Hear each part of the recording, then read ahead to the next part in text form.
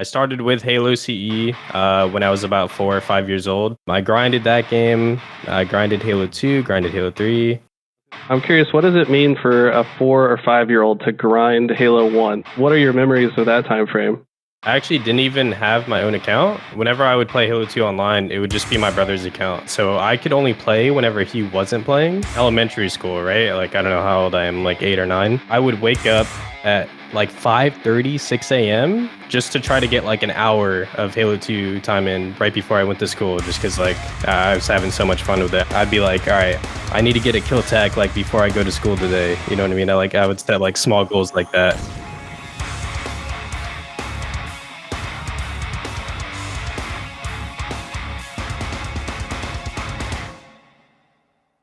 Hello, everyone, and welcome to another episode of Tide the Leader, a podcast dedicated to exploring the past, present, and future of competitive Halo.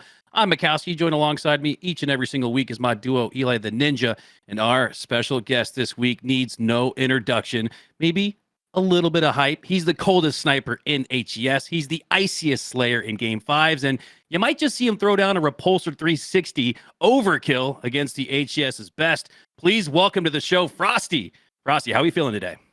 I'm feeling great. Thanks for having me on. Awesome, man. Well, with every show, we usually like to start off with the origin story, but with HES London fresh on the mind, let's start there. After a third place finish at Arlington, seemingly everyone in the community counted you guys out. Bravo and Onset even claimed that the big three had became the big two with Optic and SSG. Only 2 of the 7 HES broadcast team predicted FaZe to win. Was this the first time in a long time that you guys had a chip on your shoulder? It felt like the roster had been counted out, or was most of that noise from the community a moot point? I feel like, yeah, there's definitely a really big chip on our shoulder going into this event. I'd say it's not something that we haven't dealt with before. I feel like whenever we picked up Renegade, there was question marks. I feel like there's always kind of ups and downs throughout the year as well, where people are kind of, not really sure where we're ending up. But yeah, I'd say the gap between, I guess, like the big three seemingly was a little bit bigger than it normally was, considering how Arlington went, right? Yeah, it's not something that, in our heads we're like, damn, like, are we really outside the top 3? You know what I mean? Like, could we really not, go toe-to-toe with those guys? I think it was more so like a storyline, I guess.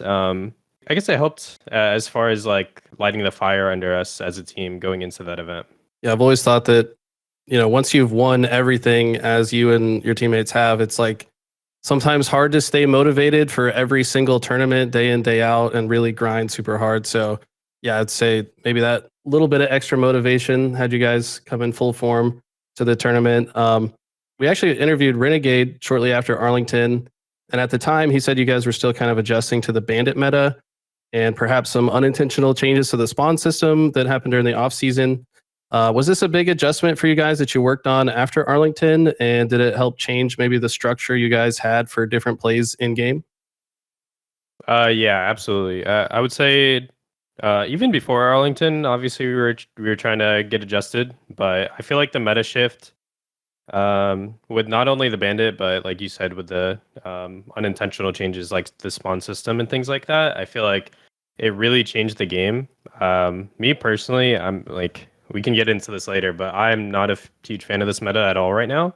As much as I love the bandit and the core of the game, I shouldn't say love, but I mean, I think it's all right. I think it's not very competitive right now at all, like whatsoever, but that was a big thing we were trying to get adjusted to. So having placed 3rd at Arlington, we really tried to hit the lab going into London, and we worked on a lot of things.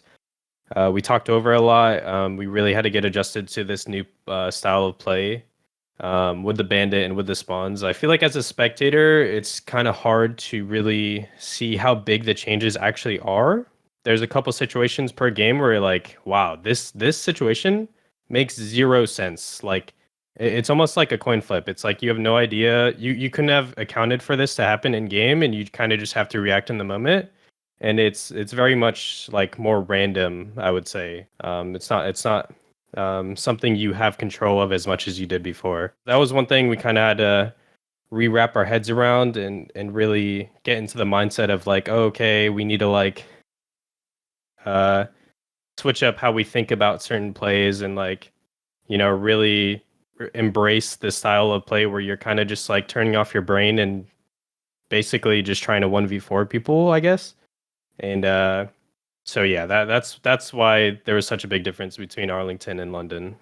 Interesting. Yeah, we had Formal and Bound on the podcast recently, and they alluded to some potential GAs for HCS London. Obviously, we didn't see any of that, but I think there's a common theme across the HCS player pool of professional players that just think that there's a little too much cheese in the game. Shotgun, Heatwave being a big part of that. What happened with those GA discussions going into London? And is there something that the pros might take into their own hands to improve the sandbox as it relates currently in HCS play?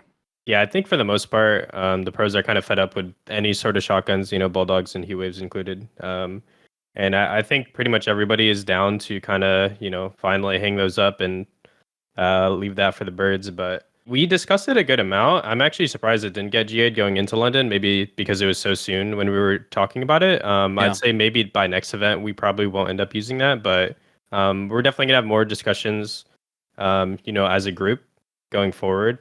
Because yeah, I mean, like you said, there's a lot that we really don't agree with, and there's HES isn't really helping out with that. But I mean, yeah, hopefully we can make some strides in the right direction and make this game as competitive as it possibly can be. Which, as a competitor, that's what I strive for. I'm sure everybody that also plays the game and like my peers are trying to strive for the same thing. Everybody wants the game to be a little bit more balanced. You could argue maybe the lower seeded teams have a reason to like it to be a little bit more random. I don't know. There's something interesting there about their vote. But back to London, you guys had nearly a flawless bracket going into grand finals with a record of 9-1, 3-0ing Optic, and a matchup that always feels destined to go to Game 5, and then 3-0ing Rebellion, who had just taken you to a Game 5 in Arlington. To me, this showed that you guys had leveled up your game from the previous LAN. Which series had you feeling like you were, I guess, quote unquote, back? Was it when you guys defeated Optic or Rebellion, and why? I feel like the way our team works, even though pool play matches and even sometimes winners round one matches aren't super important, I feel like we still try to take those pretty seriously as to, I guess, like gauge how we're playing for the event and see where our headspace is at so we can kind of adjust. I guess the biggest series for us was definitely the Shopify series, just because of how well we played during that series. It really got our confidence up, and like we knew we were clicking and we were on the same page, and we knew we kind of just needed to keep our foot on the gas pedal with that, moving forward with the rest of the tournament. But honestly, every series before that even felt really good as well. It was in that Rebellion series that I believe it was on the main stage, and that was the big topic of conversation for a lot of people at London, was the main stage. I remember at one point, I think you got a double kill. You had that patented dead, and it literally shook the camera. So this was energy that you could not only feel, but you could see it as well. What were your thoughts on the main stage, and what would you do to perfect the HCS main stage in your eyes? I mean, honestly, this main stage, it was really cool. To be honest, like it was something that was pretty unique. I mean, I guess unique compared to the events that we normally have, but back in the day we used to have setups like that where we're playing right in front of our opponents. I'd say I'm not really against it. I know a lot of people really loved it and think we should move towards that direction. Me personally, I enjoyed the normal main stage setup, but I can see why as a spectator, it was probably more entertaining. I didn't really have anything against it, so if they had another tournament like that, like I'm cool with it. It was just from a previous conversation we had with Boo Boo Doo. He said because you guys were so close on the main stage, you couldn't necessarily hear through the white noise, but if you yelled out a dead that was so loud, the other team could hear it. Were you trying to increase the decibel volume on those dead callouts just to kind of instill a little bit more fear in the competition? Yeah, I guess he's right with that. I wasn't doing that intentionally. It was just kind of the energy that was surrounding the event and how we were playing as a team. Honestly, I feel like when our team's clicking, I can be able to bring more energy, and that's just kind of how it happened naturally. But that is a good point, though. You can definitely hear whenever people started to get loud during the game or even after. So. After a grand finals win against Optic, the target is firmly back on you guys. I mean, what's it going to take for you guys to stay on top? It feels like this is probably the most competitive, maybe partially because of what you said about the current meta, but it does feel like a lot of new teams are kind of nipping at the heels of the top three, Sentinels, Shopify Rebellion. What's it going to take for you guys to stay on top against all these teams that seem to be getting better? Yeah, I'd say it's the same thing with us every single time, right? It's just practice. I feel like that's what sets us apart from teams, and that's just what we've been doing for years, right? Like our core trio has been together for so long, and we think the same way about the game, but also like how we should go about the game leading up to tournaments, right? We practice pretty much every day. We don't want to overdo it, but we definitely try to practice as much as possible. I feel like we really like to iron out game modes in certain situations to make sure that we're just always on the same page. I feel like that's the most important thing with us. I will say, like, going into next event, I don't think we're gonna do anything really different. Honestly, we're just gonna do the same old, same old. I think we're just gonna iron out more game modes. I feel like as a team, we were working together really well, but I will say we were not in final form whatsoever. I feel like performance-wise, it was pretty subpar, honestly. Like, there's so much that I mean, this is just how I'm looking at it. I'm like, there's so much that we got to work on in order for us to be like really in that final form. And I'm sure my teammates think the same way as well. But I do feel like competition's probably a lot closer than it's ever been before.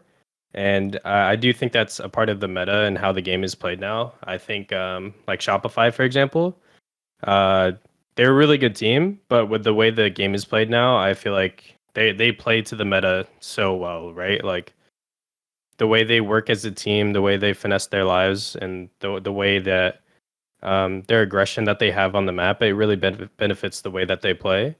So I do feel like right now that's like a huge reason as to why that gap is closing in, or at least like it seems that way. Makes a lot of sense. I feel like SSG's playstyle is also really similar to Shopify, but you guys also just capable to adapt to whatever the meta kind of brings at you. And I think that really just goes to show you guys' work ethic. And like you said, it's just been forever. Like I feel like Snakebite I've always thought of as one of the hardest workers. Royal 2 seems like a jokester to a lot of people, but he's low-key a really hard worker as well. I recall an interaction where I was with some friends and like Royal 2 walks up to us and it's like, somebody invited him like, oh yeah, we're going to such and such bar after this. You want to come with? And he's like, nah, I got to go back to the hotel and do VOD review. And it's like, yeah. I respect that. It's like, he's taking it every single event super seriously where like, I don't know, you can think of maybe people that make it to the top in a lot of different sports, but then they get comfortable and that can be sometimes the beginning of the end. So I think that's just like a tale for you guys' longevity as a team, just always working hard. And I got a lot of respect for that. Let me ask Frosty. Everyone said third place at Arlington was a disappointment. I want to ask someone on the team. Is third place a disappointment in this highly contested, highly competitive meta? Is it a blessing in disguise? How did you ultimately feel about Arlington after all things were said and done with that third place finish? Me personally, yeah, absolutely. Third place is a disappointment for me, and I know it is for my teammates as well. But I think we knew the way we were playing and the way our practice was heading into the event. It just wasn't there. I know that we could have won that event.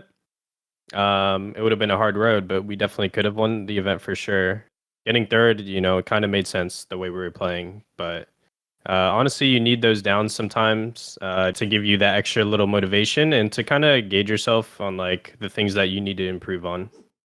So we've covered a lot of the recent history with another win in London. Let's trace it back to the very beginning. This is always some of my favorite parts of the podcast. How did you get into gaming and how did you come up with your gamertag? Let's see, like the beginning? The very beginning. Little Frosty. Let's see. I always grew up playing video games. My dad always had like a Super Nintendo. I know he grew up on a Super Nintendo, a Nintendo 64. So I mean, I was playing games way back when, probably when I was like, 3-4 years old. GoldenEye, I believe, was my first shooter. So I mean, I'm an OG at this point. Same. Yep. Yep. There you go. How old are you? I'm 26 now. Okay. Wow. So, me and Eli are deep into our 30s. So, and right. GoldenEye was for a lot of us, our first game. So that's interesting. because you started off at an early age of 3 or 4, you were right there in the mix with us old dinosaurs in the Halo sense of things. So that's really interesting to hear. So big ups to Pops for it sounds like introducing you to gaming. Yeah, 100%. I mean, yeah, it seems like I'm like kind of young, but I feel like I'm an old head now, at least to myself. But yeah, I've been around. You know what I'm saying? Yeah, I've been playing since GoldenEye. I started with Halo CE when I was about 4 or 5 years old. So I started with the original. I grinded that game. I grinded Halo 2, grinded Halo 3. You know what I mean? I grew up on Halo, and that was just my game, pretty much forever. I'm curious, what does it mean for a 4 or 5-year-old to grind Halo 1? Like, is there like a family member that you're like 1v1ing against constantly? Like, what are your memories of that time frame? Yeah, so we didn't have an Xbox whenever it originally came out. I actually had a cousin who had an Xbox and had Halo CE, and I would go to their house a lot, and that was just something we would play, like a 4-man game, split screen, doing whatever in custom games, and like maybe some campaign here and there. And we liked it so much, my brother ended up getting his own Xbox, and then me and him would play at home, and we would either play like split screen or campaign together. And was your gamer tag always Frosty, or was that something that you came up with down the line after a few years of hardcore split screen Halo CE action? So yeah, definitely not. I've been through many gamer tags during my time. Throughout all of Halo 2, I actually didn't even have my own account. Whenever I would play Halo 2 online, it would just be my brother's account. So we would share the same consoles and the same account. So I could only play whenever he wasn't playing. I would wake up at like 5:30, 6 a.m. just to try to get like an hour of Halo 2 time in right before I went to school, just because like I was having so much fun with it. I remember like this stuck in my head all the time. Like I would watch montages back then all the time. Reed 18 was always like one of my favorite guys. Yes. And yeah, he's an OG. I'd be like, all right, I need to get a kill tag like before I go to school today. You know what I mean? I would set like small goals like that, and it was so fun. I would play Rumble Pit. I would play honestly just everything I could. I would say whenever Halo 3 came out, I had a bunch of different gamer tags. I honestly can't remember any of them besides one. I did go by Sneaky Pickle, and I will say to this day that's like that would be like such a great name because it's so troll. But like, imagine if it was serious and I'm like a world champion and my name's just Sneaky Pickle. That's a odd to your name. Why not go back to it? I know, honestly, I should. That was my thought process in 2001, making my Xbox Live gamer tag. I was like, all right, I want someone to join the lobby and be like, this dude sucks. So when I was watching Dexter's Laboratory, I heard Old Man Makowski get shouted across the screen, and I was like, oh my god, dude, no one's gonna suspect Old Man Makowski to be able to hit a shot in this lobby. So exactly, that's how I came up with my gamer tag. I was 11 then and going on 34 now, and had it ever since. Yeah, that's interesting. You mentioned how almost like what's in a name, right? Like Yeah. I'm sure you didn't want that to be your name going into actual Halo Pro competition. When was it that you ultimately decided upon Frosty? I would say towards the end of Halo 3 going into Halo Reach. So I think by the time Halo Reach actually came out, it was the gamer tag I use now. It's so Frosty. I come from the time period, I mean, Halo 2 competing and then Halo 3 competing with the original Frosty, aka Georgie Porgy. And when we spoke with Boo Boo, he mentioned that there was a team of him, you, and George. So Frosty and Frosty on the same team. How did that team come about? And did you know George before you made your tag? So I'd say when I made my tag, no, I don't think I knew there was another Frosty pro player or like during the time. Mm-hmm. But yeah, no, that was actually a really cool story. Me and Jesse, we always like kind of knew of each other. Like we played a decent amount whenever we were like, 13, 14. But yeah, me, Boo Boo Doo Boo, and then the OG Frosty. Yeah, we were grinding played some online tournaments. That was always a really fun squad. It was really cool kind of grinding with him and, picking his brain at such a young age, because I feel like he plays a very fundamental style of Halo, which always stuck out to me. And when was it that you ultimately found MLG and competitive Halo? Was it through this roster that you're speaking of right now? No, I knew about MLG back in Halo 2. Basically, every time there was a tournament, I would always be watching, and I was always super interested. I just knew I was never able to make it out to an event, just because I think just probably like financial reasons, and on top of that, I don't think I was probably way too young at the time for my parents to be like, "Oh, yeah, you can go on this flight to the East Coast by yourself. Like, no one's watching over you. Like, that's all right." Yeah, I think your first LAN was it with the Sudeths in 2015 Gamers for Giving, or no, you went to St. Louis before that with Rabid, King Avalon, and I don't know how to say this guy's name, Trick Pony.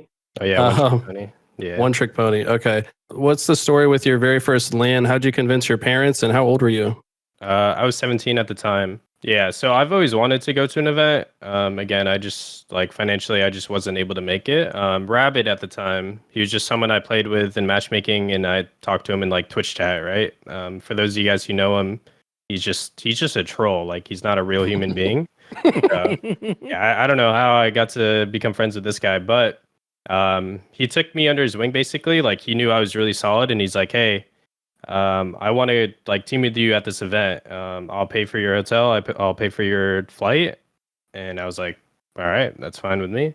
I think he spoke to my mom on the phone or something like that, just to be like, "Hey, like everything's all gonna be good. Like we're gonna be at here. Like we're just gonna be at this event this whole time." My parents were kind of skeptical of it at first, but after a couple times, I felt like it was pretty normal. But yeah. That's how I got to go to my first event. During this time, who were some of your earliest inspirations on the Halo side? You mentioned Read 18. Were there more montagers that you like to watch or took influence from, or was it mostly professional players at that time that caught your eye and early inspiration? Yeah, I mean, I loved any and all montagers, honestly. Whatever content I can get back then, I was watching it. Obviously, I loved watching Ola. I'd say my favorite pro player back in the day was Lunchbox, which is very surprising, I feel like, considering like the way I play the game. But I mean, I always loved people who basically like play less is more. I feel like he can do so much for his team, and it doesn't really seem like he's doing anything. But if you really understand the game of Halo, he's helping his team out in ways that you can't even see on screen as far as like the stats go. And that was something that I always like to watch. Or that's something I always looked for in players. Same with like Hines, that sort of like support role. I always liked watching those types of players. Yeah, those type of players just don't shine on the stat page, but just make the game easier to win, like without even realizing it. They're controlling spawns or like just getting little bits of extra damage that make all the difference in team fights. I think like nowadays you kind of have shifted into more of that kind of play style. Like whenever we do listen-ins, it sounds like you're IGLing for the squad. I don't know. It feels like when I watch your screen, you find yourself in the right place at the right time in a very intentional manner. Would you say that maybe you've matured into that kind of role on this squad? Yeah, I would definitely say so. I mean, I feel like whenever I came onto the scene, I was this young gun player, and we have like a running joke with our team where like my birthday's coming up, and my teammates are like, "Oh, how old are you?" And like I'll say my age, right? Like I just turned 26, and Royalty would be like, "Dude, what?" Like I swear you were like 5 years younger than me, but he's only a year older than me. Wow. So like That is a little I was trippy. like no, 100%. I was like the young gun, but I feel like I'm at the age basically where like I don't know. I feel like I'm a veteran player in terms of how I look at the game and how I play the game. I feel like that's just something you kind of do over the course of your career. You kind of adapt and figure out ways to play the game rather than just not missing a bullet. But yeah, I'd say whenever we picked up Renegade, I just took a step back. I would say just because I mean John is John, right? He can just do whatever he wants on the map, and he can pick up so much of that slaying, which used to be my role before. So now I can slay, but I can also, push up on the map, like anchor more positions and, kind of help my teammates do what they need to do on the map, which I'm perfectly fine with doing. I feel like my role kind of switched, honestly, whenever I made that transition to COD. I mean, for those who kept up with that, I kind of played a similar role with that. Whenever we were having our success in COD, my stats were not great at all. Like, I don't think I was like this superstar player and, dominating the map. I was just kind of directing people, stepping up communication wise and being that support role that my teammates needed. Yeah, coming up on 10 years, or I should say in year 10 of your Halo career, you're absolutely a veteran at this point. It looked like you had a great start to your career, a couple of top 32s, but outside of that, you were averaging what looks like a top 8 placement. That's incredible. What was your biggest takeaway after you won your first LAN in your rookie year? Was that your first win on LAN, the Iron Game Daytona 2015? You guys were actually called Daytona as a team name. I remember the first time I got to watch you play, and it was at that Daytona tournament where I decided to coach you in the finals, and it was something I'll never forget. I mean, I could tell you had the special it factor from day one. What was that like, getting your first win on LAN in what looked like your rookie year? Yeah, that one was pretty cool.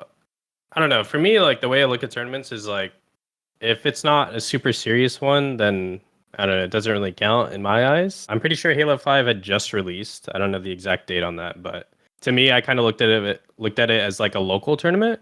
I kind of knew I was gonna win before I went to the tournament, if that makes sense. Wow. Well, I mean, yeah, just because of the team that I had, and just because I was able to play the game like 2 weeks before or something like that. So most of the people who were showing up to the event, it was pretty much their first time playing the game. So I just had a huge advantage. Yeah, I mean, it was really fun, honestly. That was my first like big win, but I don't know. I didn't really think anything of it at the time, honestly.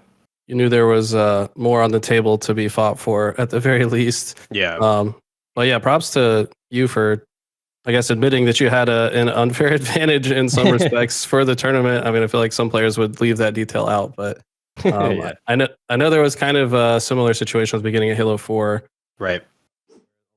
Most players that we see come onto the scene have a bit of a learning curve. Maybe start at top 32, climb their way to top 24, kind of slowly work their way up the ladder. But it seems like you were able to come out the gate swinging. What do you attribute the fast start to your career to? I don't know. I'd say when I started competing, like actually going to live events, I was a pretty well-rounded player. I think my skill set was absolutely there, and I just needed the experience of actually playing.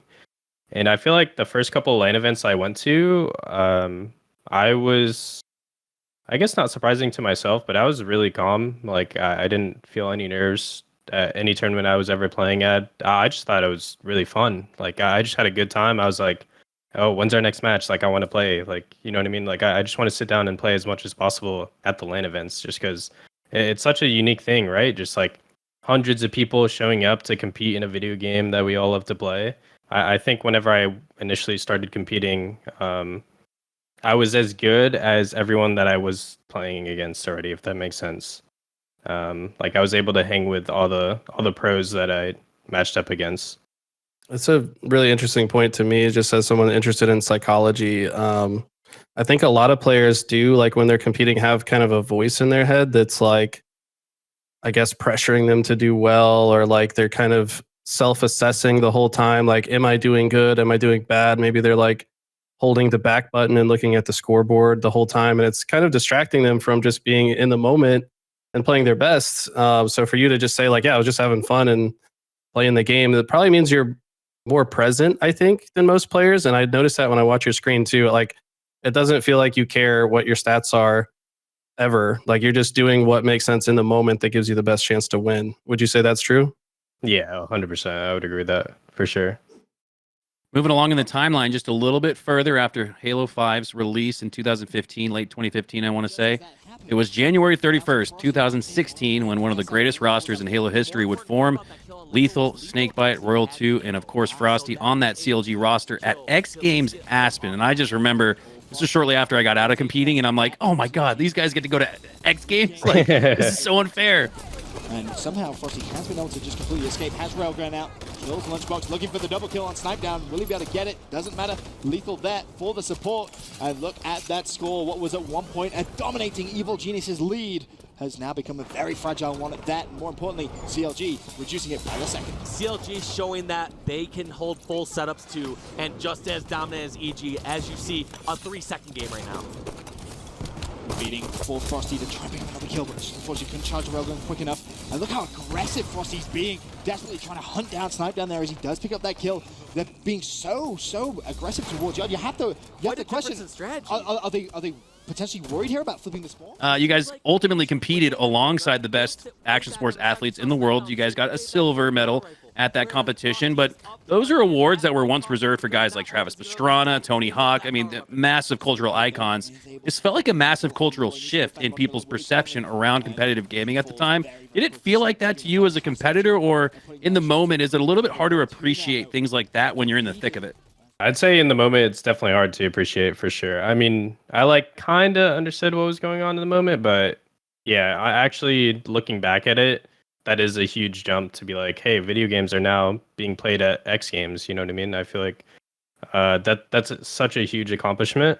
But yeah, during the time, absolutely not. Like we're kind of just like, hey, we're here for another tournament. Like, When do I play again? yeah, exactly. Yes, they need to use that overshield as some sort of bait by pushing top center, soaking up some damage, and eventually getting control, because they just can't sit back and go for kill for kill. It looks like CLG is playing passive. They had the weapons, they had the power-ups, and look at this. Snakebite running away, eventually taken down.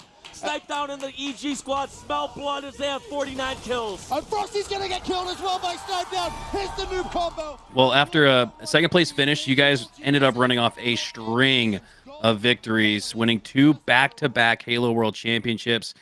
A lot of Dynasty talk got brought up in the offseason or even previous season between you and Optic. Optic, if they won 2 in a row, would it be a Dynasty?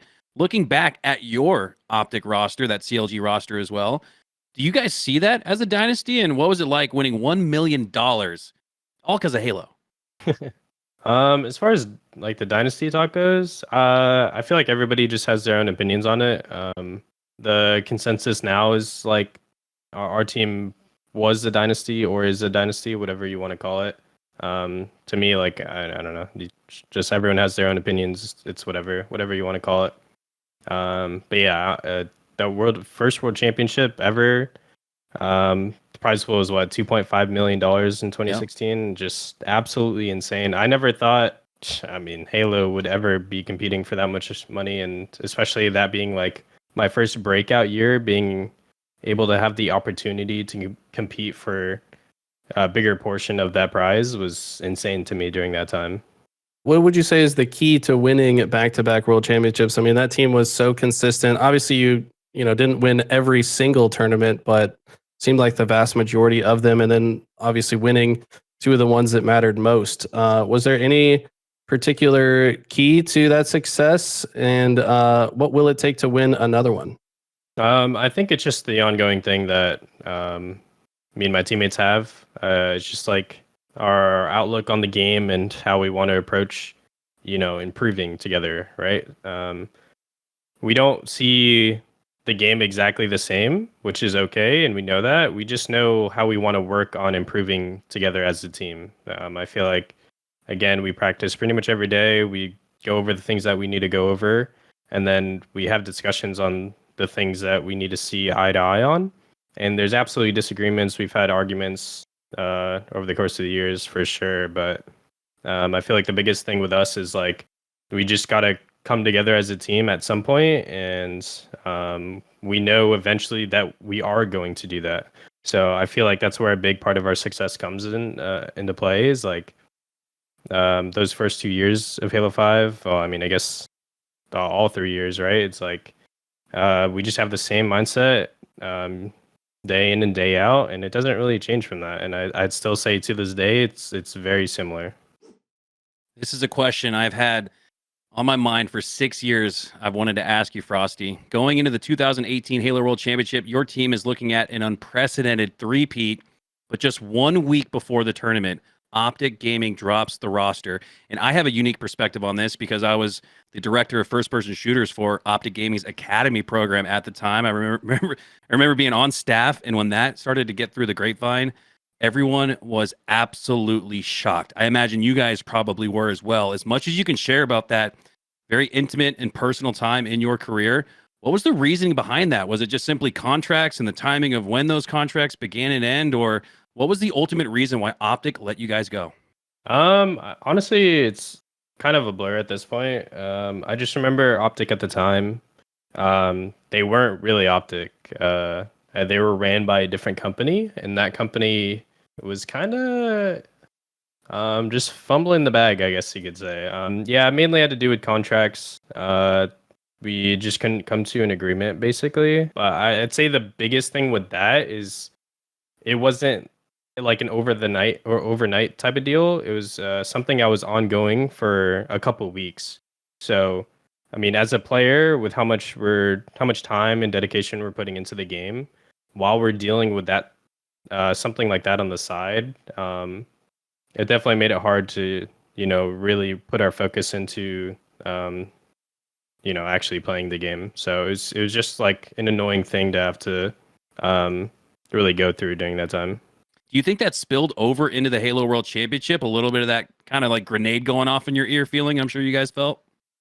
Yeah, I mean, obviously, like, that's not a reason why we lost or anything like that. Like, absolutely no excuses, winning or losing a tournament. But, yeah, it was definitely something that you just don't want to be hassled with, I guess you could say, while you're trying to, put in the hours day in and day out. But at the same time, too, though, like, it was really cool during that time to be able to represent the Tox brand.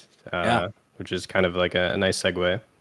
Yeah, y'all famously formed that Tox organization. And what was that like? You guys were now, I assume, entirely independent. Were you guys running that as an organization just by yourselves as players? Did you guys have a GM or any type of management roles behind you guys? And I remember you guys had a ton of support.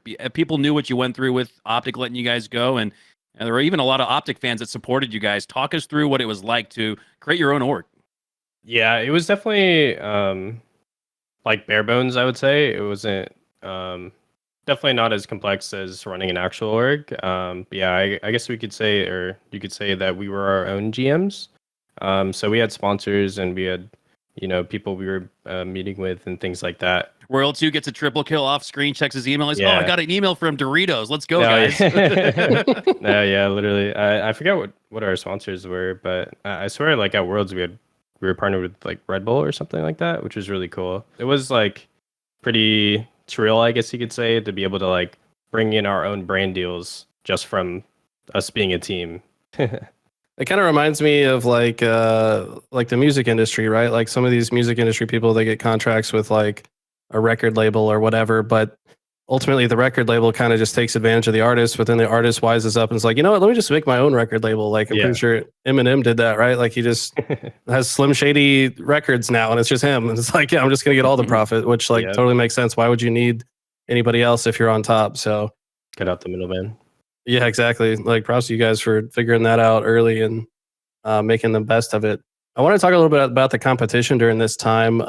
During this era, you guys formed what I guess us old school heads would call like a final boss versus carbon type of rivalry with Splyce, where they were finally able to take obviously that world championship off of you guys. In your eyes, what was it about that Splyce roster that gave you guys so much trouble? Whenever that team had formed, everyone kind of knew they were going to do some damage. I feel like our team knew we were going to be able to compete with them.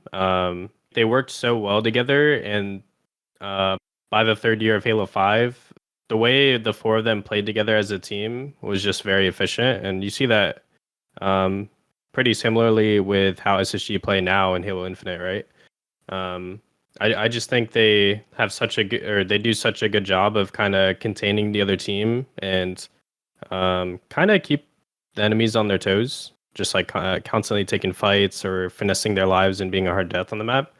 And that's something that no other team really did over the course of Halo 5 in the first 2 years. And that was something they did really well in year 3. And I feel like that definitely put us on the back foot a lot whenever we did play them, which is why they saw so much success whenever we did play each other.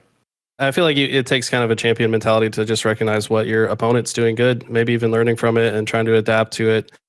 You've got to be keeping tabs on them. So props to you for that. Taking a look at the wiki, I kind of wanted to shift the conversation away from playing into coaching, because not only did you guys have like one of the most consistent rosters of all time with Halo, but also you've had, I guess you started with Clutch for that first year in 2016, but ever since then, Royal 2's brother, Royal 1, has been your coach. Whenever we go to listen-ins with your team, seems to be an amazing hype man for your roster, infusing energy into the comms when you guys are popping off. How much do you think a coach matters in a game like Halo Infinite, and how big of an impact has Royal One made for your team? Coaches are super important regarding Halo, just because they're able to be on stage with you, right? They're a fifth voice while you're playing, and I feel like that alone just makes a huge difference. Yo, listen, they're gonna 3-2-1 Chow, okay? Play a spot where you can hide. Jiggle spots. Yeah, I kind of want to walk up on Shrouds. If someone wants to make a play, John's walking up. No, in front of y'all. We can. Go. I feel like Chris is, in my opinion, the best coach in Halo, but I mean, obviously, everybody has their own opinions. I just think he has a really good understanding of the game. He knows the fundamentals to a T. I mean, he's coached us for years, and then even before I joined the team, I believe he was coaching them in H2A as well. But yeah, I mean, he just knows how to play the game at a high level, and that's something that is hard to get the respect of like being a coach, and that's something we all have for him is respect and just hearing him out on certain things that we're doing wrong in game. And then on top of that, obviously, it's just like, you know, timing the weapons, making sure we're on the same page in certain moments, and kind of speaking up on things that we're kind of lacking in the moment. I love listening to those listen-ins with you guys, man. I feel like he just fires you guys up. He's like, nice. Like you can hear him from like across the whole stage. You could be in the audience and you're hearing him pump you guys up. I just love to hear that stuff. Yeah, my favorite Royal One memory was we were doing a listen in. I think this was actually on LAN at one point. And this is when you guys picked up Renegade, and Renegade fires a rocket launcher, and Royal One goes, "Nice fucking shot, John!" And it's like the easiest. Like the dude walked out of Spiker steps when rockets were still there, I think, and got the easiest kill I've ever seen. But I think Royal One sensed that you guys were feeling it. You guys were starting to build a little bit of momentum, and whether or not that shot took any level of skill, he just wanted to feed into the energy. And yeah, he's a true fifth in every sense of the word. Moving forward a little bit now into the Halo Infinite era, you guys regrouped with Lethul, took first place at Kansas City after a little bit of a tough start. It looked like Cloud9 was about to run away with it season 1. But after you guys fell short of your goals at the Halo World Championship, placing 6th, did you guys feel like you hit a ceiling there? What went into the decision to split from Lethul? I am sure that had to be a difficult decision after all the success and time that you had together as a group, but why ultimately did you guys decide to split from Lethul? Yeah, absolutely. That was a tough decision. I mean, of course, like I love TJ. I'm sure, I mean, I can't speak for my other teammates, but I'm sure they do as well. We all think he's a great player, and, you know, and as a person, we're all really good friends with him. I think for us to be able to make that decision as a team, it would take a lot, right? And I feel like that's the big reason why it took so long for us to make that decision. Yeah. And we felt like there was only, honestly, like one person that we could have replaced him for, and that was the person that we were trying to get. So whenever there was an opportunity for us to be able to get a player like Renegade, and especially with how we were performing during the year and kind of gauging where we were with the competition, I felt like it just felt like the right time to do it. We saw that with SSG, similar story. They said that there was only one person in the world that they would drop Penguin, now Dead Zone, for, and that was Legend. So I'm just curious your take on that. I mean, there's so many different storylines. Everybody wants to talk about who's the quote unquote best player in the game. Is that something that you even care about at this point, or do you kind of feel like it's just a team game? So like, what's the point of talking about who's the best player in the game? Yeah, I don't know. I mean, obviously it's nice if you're in that conversation, but I mean, me personally, no, I've never cared about that. Even in Halo 5, like I was considered the best player, but like the way we look at quote unquote the best player now is completely different than how we looked at it back then. Like if you go back and look at any tournament I played in Halo 5, right? I don't think there was a single tournament where I had the number 1 KD at the event. Or even maybe even like top 3 or something like that. You know what I mean? And I feel like nowadays it's like, oh, he's the best player right now, and it's because he has the highest KD, or he's like top 2.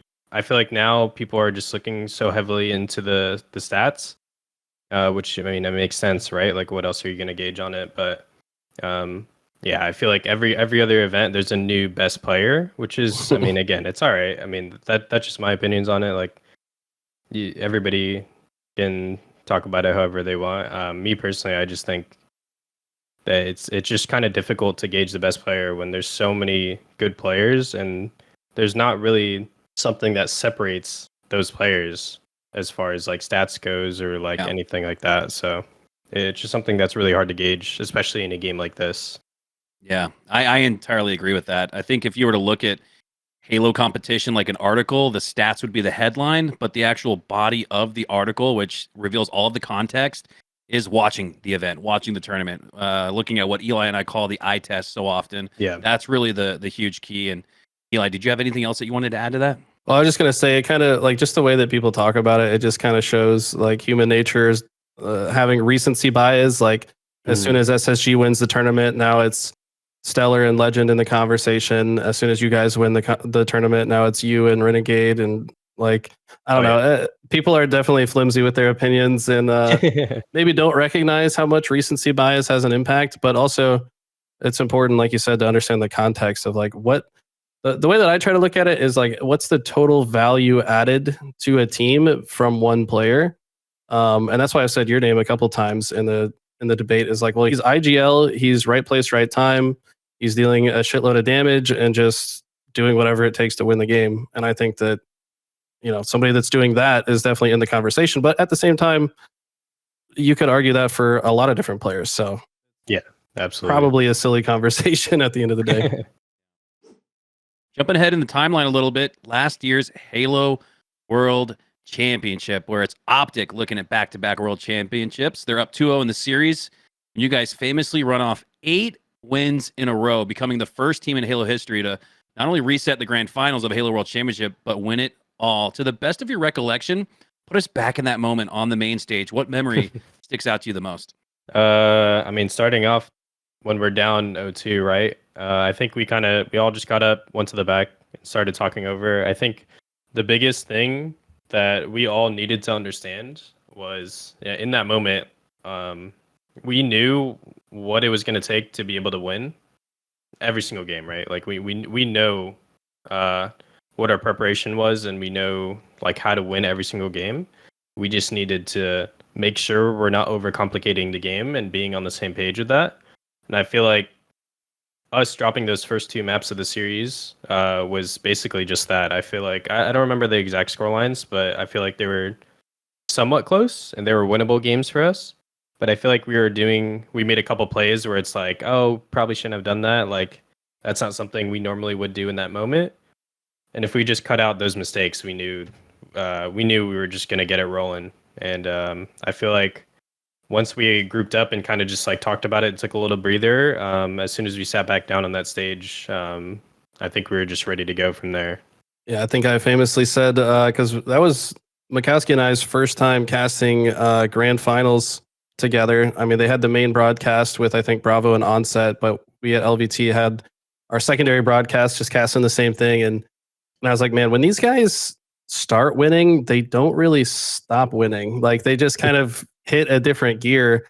And I think I said that just after the first game that you guys won. And then sure enough, you guys did not stop winning. I mean, you guys just kind of kicked it into a different gear that, like you said, from your preparation, you knew you could hit. The one that sticks out to the most to me was the strongholds on Solitude, which is no longer a game type. RIP. Yeah, just put Optic in the blender, just controlling spawns perfectly throughout that game. What's your thoughts on like the current map pool? Is there any game type that you'd like to see come back? Are there any game types that you'd like to see go away? What are your thoughts on that?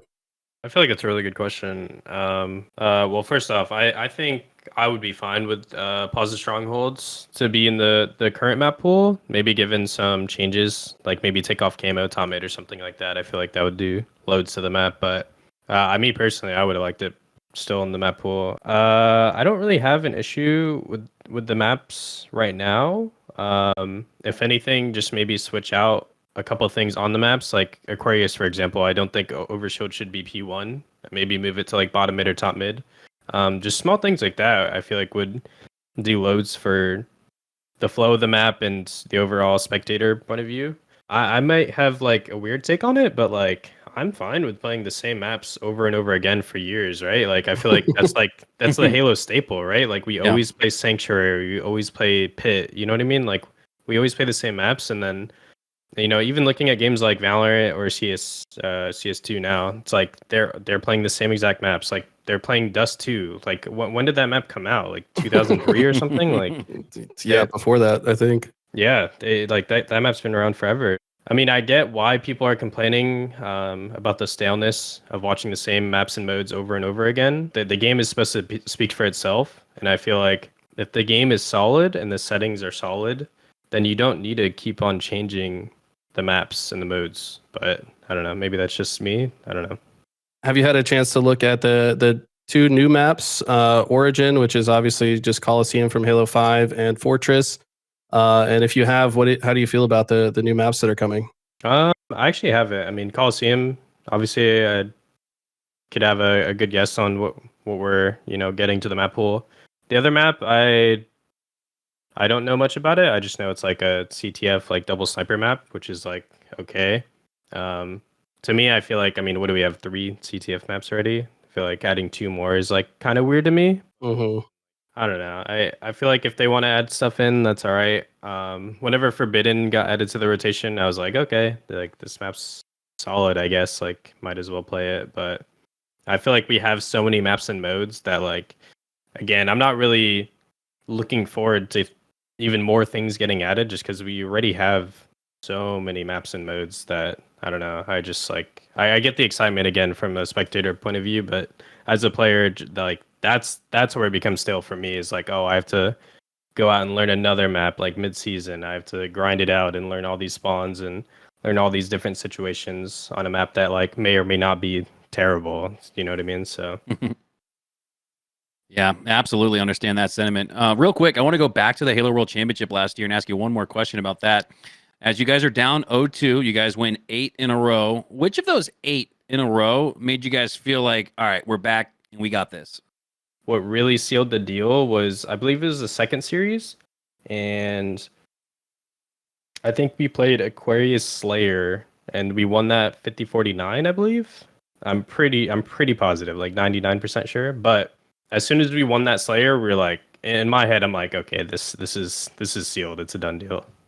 Was that one of the Aqua Slayers that went to overtime? I remember there was 2 like back to back. I think you guys in the losers finals against SSG also had a game that was like tied 44-44 when the clock expired. I mean, what's your take on the way that some of these tournament Slayers play out?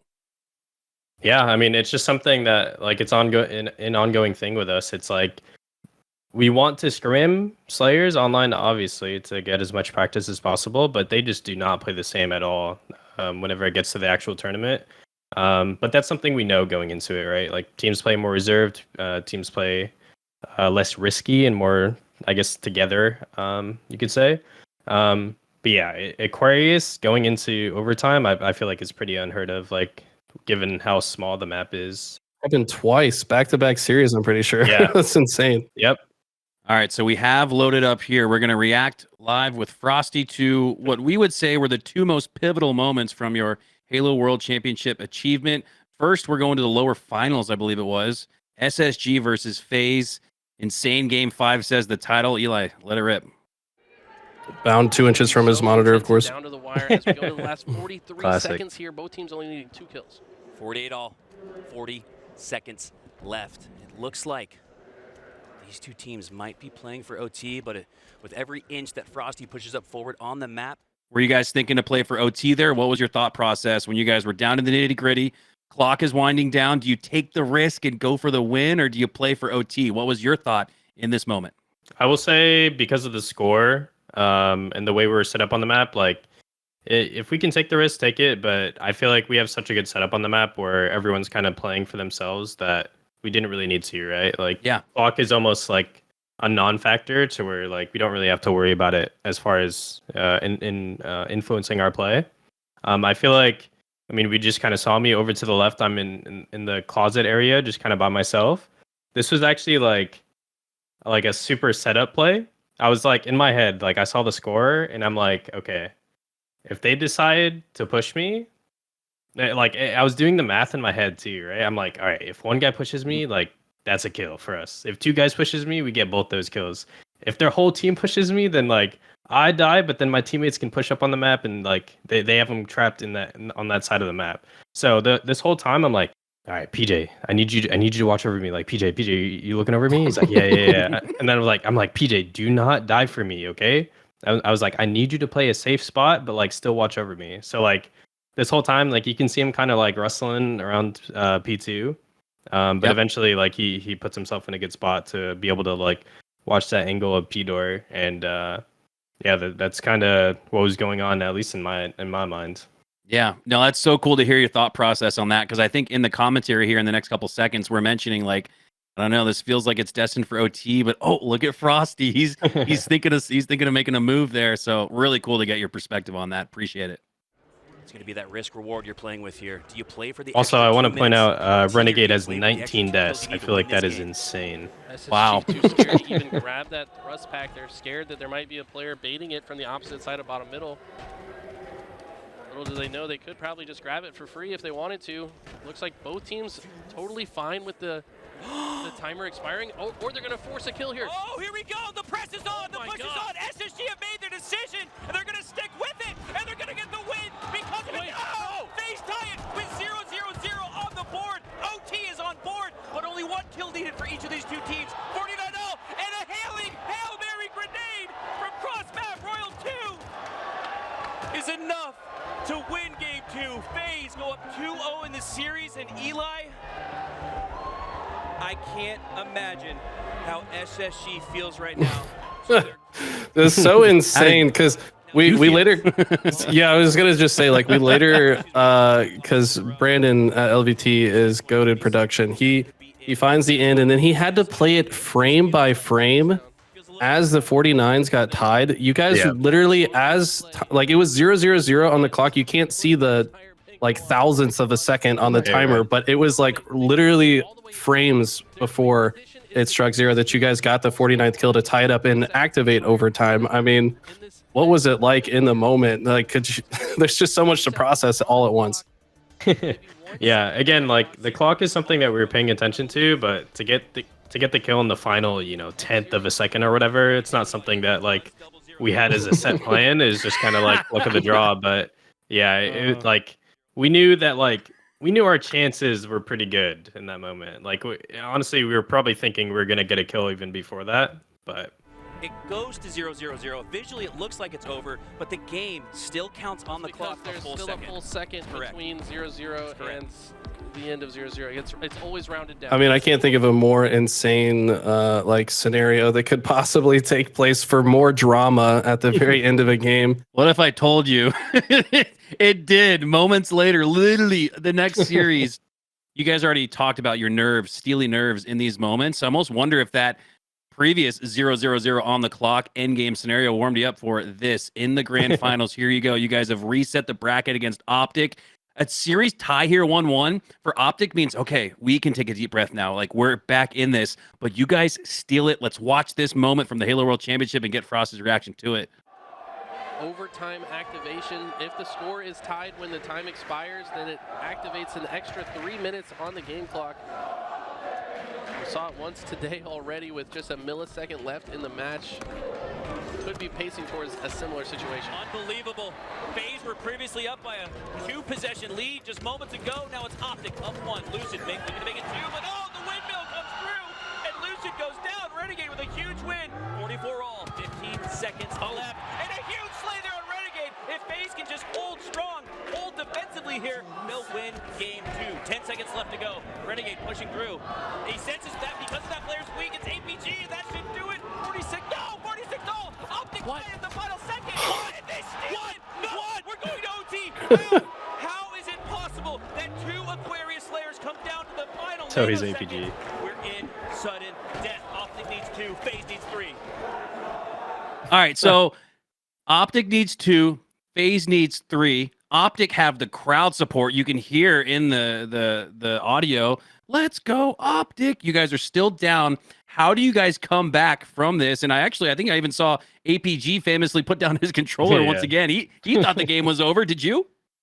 Yeah, it's so hard to in the moment like know exactly what's going on. That like I just knew the game was still going on. I wasn't able to process the fact that like we had tied it up and they had got their kill, after the OT had started. So I mean, the fact that we were still in the game, I think just from my perspective, I'm like, okay, like we're still good. Like we got a chance. And how did you guys flip this where you were down 1, but you end up winning 50-49 ultimately? Talk us through from memory what that was like and what that entailed. Yeah, so from what I remember, we're all trapped in blue base here, pretty much, and Optic kind of have us contained pretty well, I would say. Like, I'm pretty sure they're all over pink. Joey's obviously here at car, someone's behind him, and I feel like we've been through this scenario so many times leading up to this event. So I remember from my perspective, we didn't want to just like sit in the base and lose, basically, right? So we all wanted to make a play. I know John was like, "Yo, I'm trying to push car or something," and then I was like, "I'm down," and so in order to get from your flag into engine, right? If you're trapped and the other team has the entire map, you can't just walk into engine, right? So I remember in my head, I was like, "Okay, I'm down to go car." So I went shrooms, and in order to like actually get out of the base, you have to walk out shrooms and then shoot P, because that's just how the meta developed. And I remember I was like, all right, bet. Like, I've been through this moment so many times. Like, I know exactly what to do. So I remember that I did that. We ended up triple hitting car, and we all kind of just grouped up. And I think some like crazy battle happens when we're all basically like on the shock spawn. And John's finessing. He's getting like 4 nades thrown at him. And then me and PJ are both like jiggle peeking right next to each other, car 1. And then, I mean, the rest is history. Chris! PJ, you're the fucking best, PJ. PJ, you're the greatest, bro. You think the smirk of a 2023 world champion, like, dare I say. A little smirk on his face. He said, "What? Did that really just happen?" Good job, guys. The look on that man's face, you're not seeing it on the face of Optic Gaming, but that's what they're feeling internally right now. I cannot believe what we just witnessed. Eli, we talked about the nanosecond finish on the previous Aqua Slayer.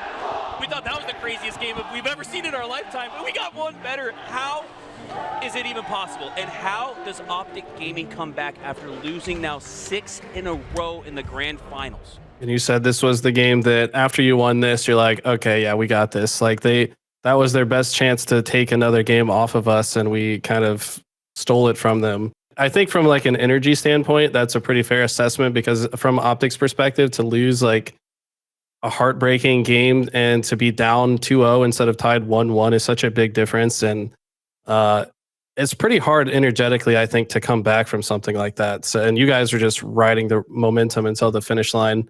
I remember the very last game, I think, was Recharge King of the Hill.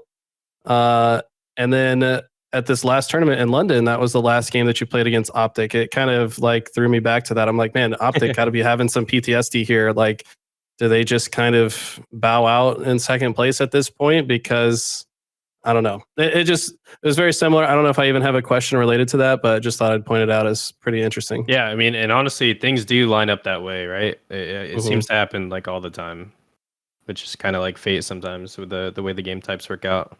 Fate and destiny, man, that was super cool to get your reactions and almost break down a second by second thought process in those 2 key pivotal moments where FaZe came out on top despite having no time left on the clock. I mean, I'll always remember that, Eli. Not only our first time casting together on LAN, but man, that was maybe our favorite moment collectively together. So thank you to Frosty and FaZe and company for providing that. And I also remember after this, didn't Optic take like a 10-minute break? They actually famously walked outside of the venue.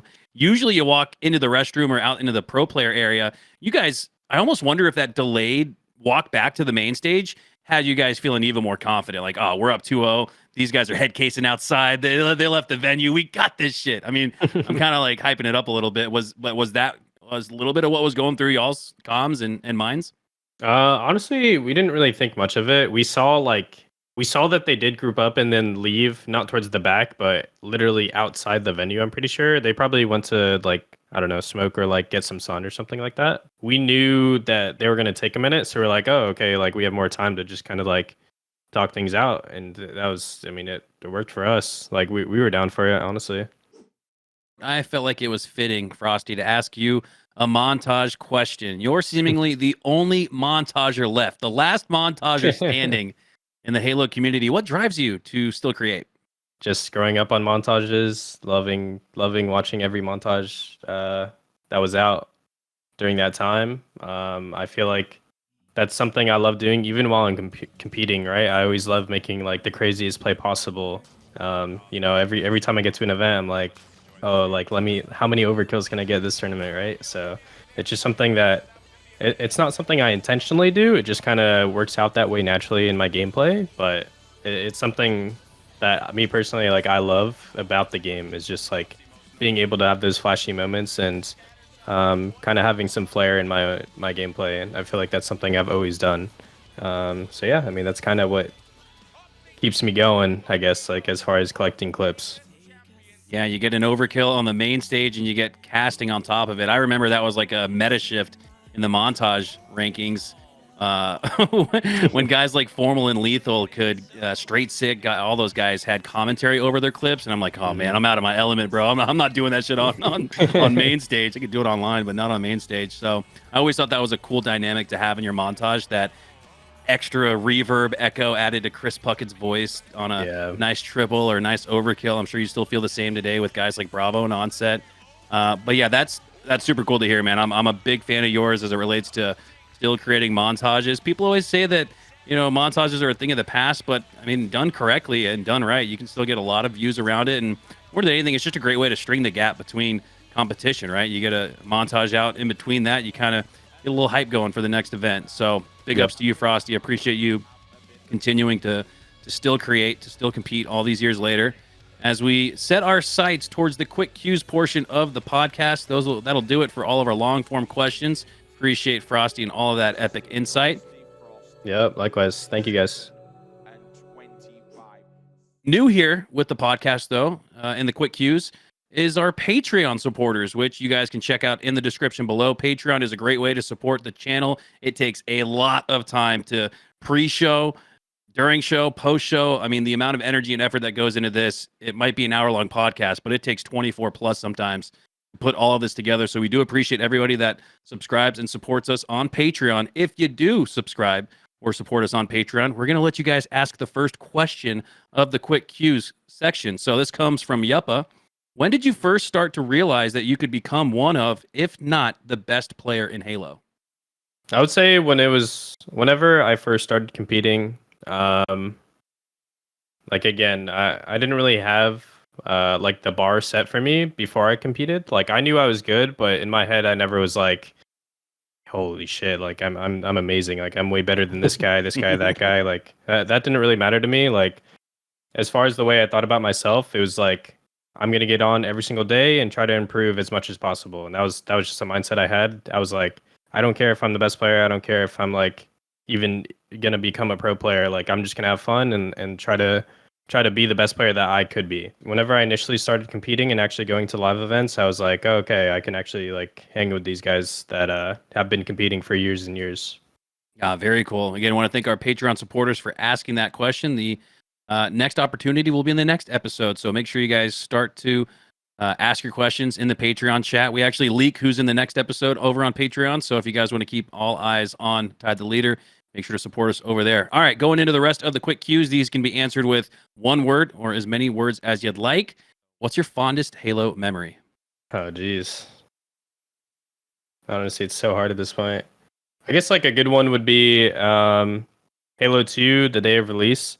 My dad sent me to school that day, dropped me off at elementary, and then obviously he knew that like me and my brother wanted to get Halo 2 and play it. But so yeah, that day he dropped me off, and then little did I know, he drove over to GameStop, waited in line at like 8 in the morning or whatever, picked me up an hour or two later from school, and then just let me play Halo 2. I was like, damn, okay. Like W dad in the chat. Yeah. I mean, that's the best dad Oh, story man. you might have heard. Yeah, that's amazing. Moving forward, who's on your Halo Mount Rushmore? My Mount Rushmore. Jeez. Let's see. Say Lunchbox. I would say Lethul. I think Lethul was kind of like my new gen favorite pro player. I loved watching him play. Who else? Shotzi 3. Oh, the fourth one's difficult. Fourth one is difficult. Hold on, let me give this a good think. It's tough because it's either between PJ or Matt. I guess I'll give it to Matt, but those would be my two options for that fourth spot. It's really funny you say that because every time someone mentions one or the other, they're like, "Well, I can't. Can I put two in my top four? Because they're kind of one in the same." So 100%. Where do you think Ogre 2 falls in on that list? Is he right on the outside looking in, or where do you think Ogre 2 ultimately falls on your top 25 list? I mean, I always loved watching Tom. I feel like the final boss era was amazing to watch, and I loved whenever Instinct formed in Halo Reach, the God Squad. I thought that was so sick, and Tuger being on that team, it was some of the best like tournaments I would watch during that time. What's a Halo hot take that might have you roasted over the coals for? I mean, I'll be saying this till the day I die. Halo 5 is the best Halo of all time. It's so fun. There's nothing like it, and I still think to this day there's not a game like it. But not biased, of course, at all. Just an incredible game competitively. Wait, what's that? The roar from Las Vegas all the way to Dallas, Texas. Is that Toolez? Can I hear it? Oh my God, Toolez just lost his shit over that comment from Frosty. You know, he's standing up, probably got the foam finger on, Halo 5 logo on it because he's a big Halo 5 fan. Love to see that. Sorry, before you get into the next one, talking about Toolez. Yeah. Toolez recently shared with me a clip from, I guess you were playing against him in like Coliseum flag in Halo 5. I couldn't tell you when the time period was, but he's got it saved on his PC because it's such like a happy thing for him. But apparently he like ego chows you and like out pistols you from far away, and then you instantly just say, "Who is this guy?" And then you open your friends list and then send him a friend request like mid game. Like it's just like a hilarious moment. And like Toolez has the clips saved on his hard drive, and he sent that to me. Oh my God! I really just fucking came at me like that. I gotta add him after that for sure. Honestly, that's fair. That's a solid. That sounds like me. It's a good clip though. What reminds you the most of Halo 5 within Halo Infinite? Yeah, that's actually a tough one, honestly. I mean, I guess it's to me it's not similar at all, but it's like on the right path. Like we do have the sprinting and we do have the sliding, and then now we have the bandit as well. And honestly, thrust to being an equipment in this game. There are definitely some similarities. Which is nice. Again, with how much I love Halo 5, I like having those things in the game just because it's something that I think is really good competitively, and it's something that I like taking advantage of being a player in the game. Absolutely. Now, you talked about GoldenEye being one of your first shooters, but what's your foundational shooter? The shooter that had you feeling like, okay, I want to compete and maybe even try to go pro? Honestly, growing up, I played a lot of shooters, as you can imagine, right? Halo was definitely my main game for sure, but I played a lot of Call of Duty and I played a lot of Gears of War as well. I'd say Call of Duty, if anything, was the other game that I maybe wanted to compete in.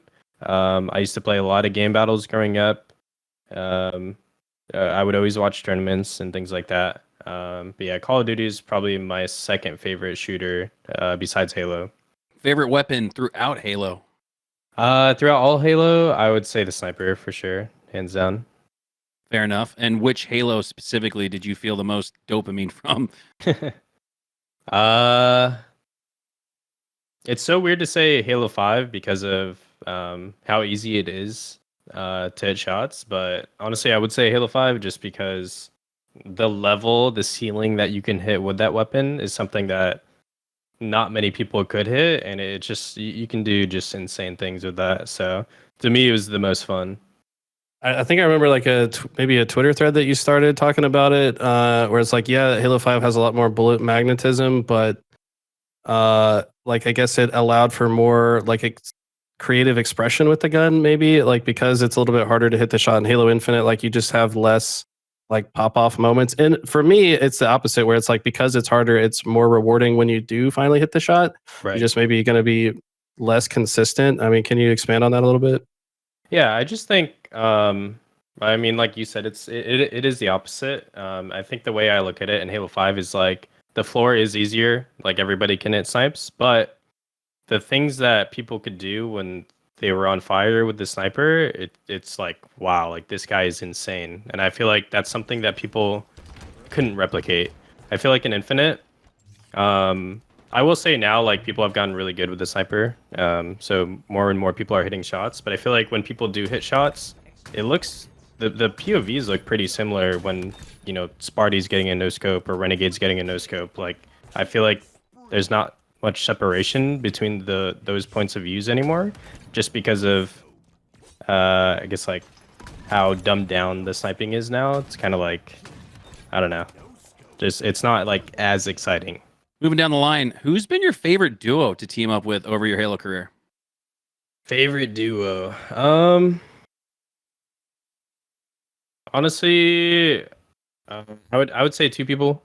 One being Eco. I teamed with him for 2 MCC Throwback Halo 3 events, and although we didn't pull off a win, he's always been one of my really good friends in gaming in Halo. And then also we actually teamed back in my early days in H2A, so some of my first events, and I always liked playing with him. I always liked how he looks or his outlook on the game. But if not him, I would say Renegade. Just because, for one, I mean, so Renegade obviously is insane, but I think me and him look at the game very similarly as far as competition goes, and like we just want to be the best, right? And I feel like we bring out the best in each other. And then also on top of that, I feel like I can't say like Royal 2 is my duo or like Snakebite's my duo just because they are already like that package deal. So I never thought either of them were my duo just because of that. I know that sounds weird, but like not having at all. Renegade on the team now, it's like, all right, this guy, like I can definitely call this guy my duo.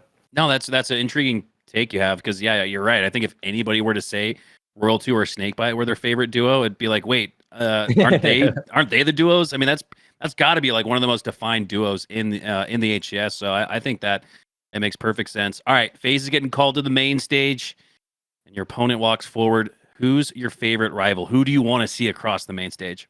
In Halo Infinite now, it's like it's got to be Optic, right? I feel like I think I don't know the stats on this, but I swear we've played them the most since we picked up Renegade. But yeah, it's always a good time playing them. The matches are always insanely close.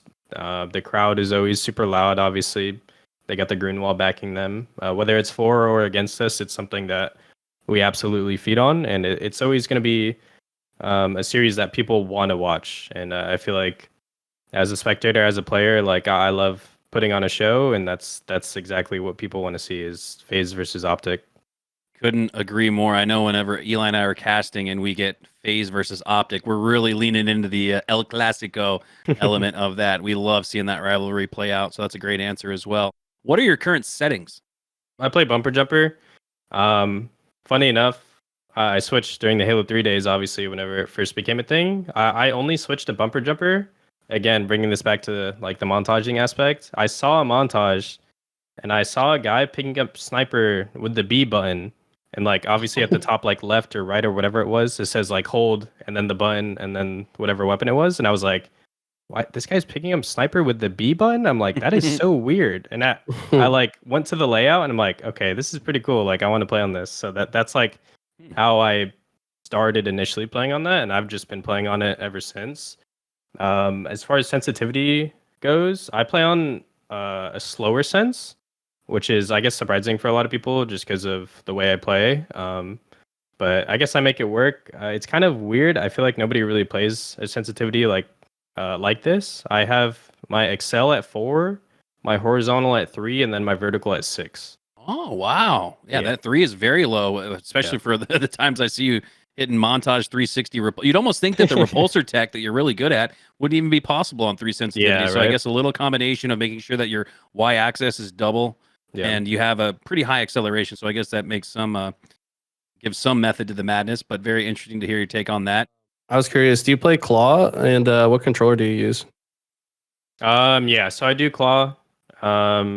I've been clawing since the beginning of Halo 5, just because there's so many more buttons that you needed to press. And then I do use a Battle Beaver, and there's no buttons on the back. It's still the Xbox One S version, so it's like the default from the Xbox One days. But yeah, literally nothing special about the controller, nothing on the back, no special anything else on the controller. It's just basically a default.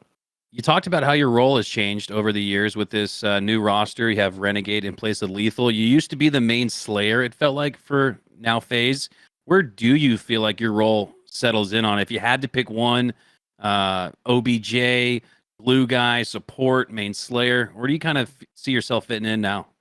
It's honestly really hard to say. I feel like I find myself doing a lot of everything.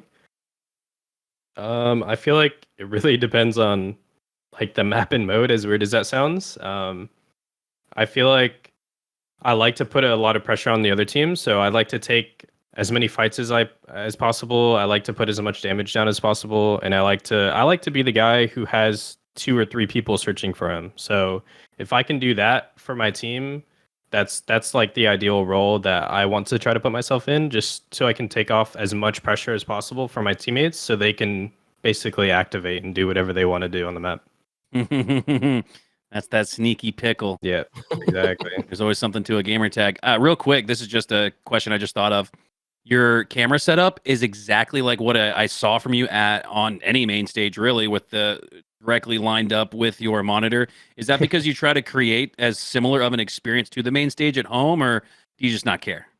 Honestly, no, I didn't even think about that. So, I mean, I guess it just works out like that. Got to be as comfortable on the stage as possible, though. So that makes sense. Closing things out, you guys seem to have great chemistry on that FaZe roster. I got to ask, who's got the best sense of humor? Who's kind of like breaking up when there's a little bit of tension in the room? Who's breaking that up with a little bit of well-timed humor? Well-timed humor. I mean, I guess as far as humor goes, it's got to be real too, obviously, right? But the thing is, like, it's so tough because, like, when we're scrimming, we're all so serious and we're so intense that, like, his humor, like, I mean, he's not like cracking jokes and stuff like that mid scrim or anything like that. So it's kind of like if 2 people are getting into it and it's kind of getting heated, like the third person or the fourth person will like maybe say something to kind of lower the tension or kind of like get us to agree and like push us in the right direction. So if you're not in the argument, like someone kind of steps up and like diffuses the situation a little bit. But honestly, yeah, we don't really like. It's not a very fun or like amusing time whenever it's scrim time. I feel like it's a very serious thing, like day in and day out. That's really interesting to hear, Eli, because when we talk to a lot of pros, they're like, whatever, scrims. Well, we're just fishing for intel. But it almost like feels like you could see that when you look at the scrim results just on Halo Data Hive. It's like, wow, they're playing a lot of scrims and B, winning a lot of scrims. So I actually think that makes a lot of sense. Eli, what are your thoughts on that? I mean, it just sounds like you guys hold each other accountable to probably a degree that other teams don't. I mean, that's the only reason that maybe you guys would have an argument, I guess, is like maybe you guys feel passionately about different plays, or like, I'm just curious, like, could you give an example of like an argument that happens in scrims? Is it like, well, I shouldn't have pushed that guy because of X, Y, and Z, and then the other person's like, no, you need to push that and help me. Like what's an example of like a scrim argument? Yeah, I mean, honestly, it's just that, right? It's like a situation will happen in game, and like it could cause us to lose the map, right? And like it'll get heated because of that. Like maybe the game will end, and someone will be like, "Yo, you got to push this here," and then the person like maybe gets a little defensive about it. He's like, "No, dude, like you just got to stay alive." You know what I mean? So it's kind of this back and forth. Like it happens all the time. Like I feel like the most heated, I guess like some memories I have are like me and PJ maybe getting into it, like we're like just yelling at each other, right? But then like the next game will start and be like, "Yo, PJ, sniper's behind you." You know what I mean? Like we kind of just like we brush it off our shoulders so quick. It's never personal with us. Like no matter how heated it gets, like we know everybody is on the same page together, and that we all have the same goal, right? So it's just something that we know on a day-to-day basis. That must be a fun like team atmosphere to be a part of, and probably why you guys have stayed together forever. It's like guys just really want each other to be the best possible players you can be. So that's awesome. Yep, definitely. Now we have our final question of the quick questions. This is a new thing that we started off recently doing as well. Our next guest is going to be one of your Halo rivals, Lucid. We've been giving each guest, the previous guest, a chance to ask the next guest a question. So if you were in front of Lucid, what would you ask him? We'll do it for you in the next episode. Oh, okay.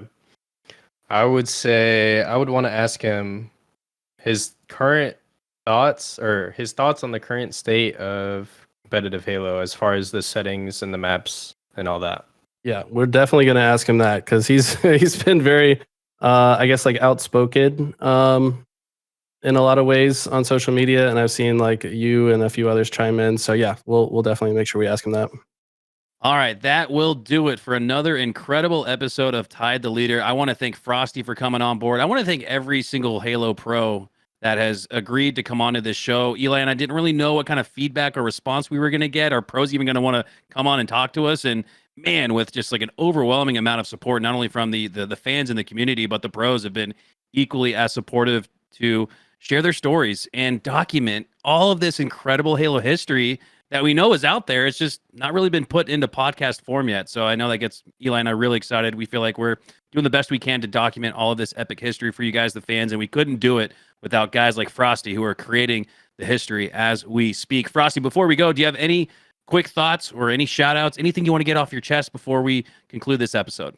I mean, just want to say thank you guys for having me on. It was a great time, honestly. And I think it's super cool to, get as many pro players wrangled up and, pick their brains a little bit. So this is something that's super cool to have, especially in the current state of Halo. Very fluid throughout the game, whereas before, like in game one, we were seeing them try to set up and make these team pushes happen. Instead, we're seeing fluid movement to get nasty triple kills, and he's gonna get the overkill off Spawn. Frost's doing nasty things.